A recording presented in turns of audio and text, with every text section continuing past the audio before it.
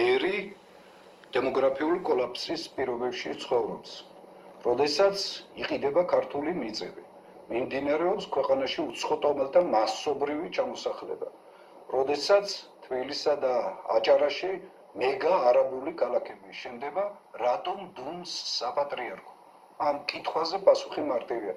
ისინი ივანიშვილის ოლიგარქიული რეჟიმისაგან ყოველწლიურად არც მეტი, არც ნაკლები 100 მილიონის ქონებას იღებენ. 70 მილიონი პირდაპირ ბიუჯეტიდან ხდება მათი დაფინანსება, ხოლო დანარჩენები მიწების, ტყეების და სხვა უძრავი ქონების გადაცემით, სადაც მეუფეებს გაჩაღებული აქვთ ბიზნესი, აქვთ კარგი შემოსავლები, ცხოვრობენ ფუფუნებასა და განცხრომაში და არად დაგიდევენ ერის სატკივარს.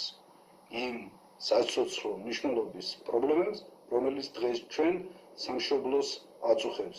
მიუხედავად მრევლის მოთხოვნისა, არიან დადუმებულები იმ უკანონობაზე, ამორალურობაზე, სამშობლოს გაყიდვაზე, რომელსაც დღევანდელი რეჟიმი ახორციელებს და რომელიც მიმართულია ერის გადაშენებაზე, საქართველოს ქართველების გარეშე დატოვებაზე და ვინც ამაზე დუმს, ის თანამონაწილეა ქრისტეს ჯვარზე გაკვრაზე, რადგანაც ქრისტეს გზა არის სიმართლის გზა და როდესაც შენ დუმდები სიმართლეზე და ის სატკივარი, რომელიც შენ მრევლს, შენ ერს აწუხებს ამაზე ხმას არ იღებ, შენ თანამონაწილე ხარ იუდას გამყიდველობისა და შენი საქმიანობის საფასური არის მხოლოდ და მხოლოდ 30 ვერცხლი.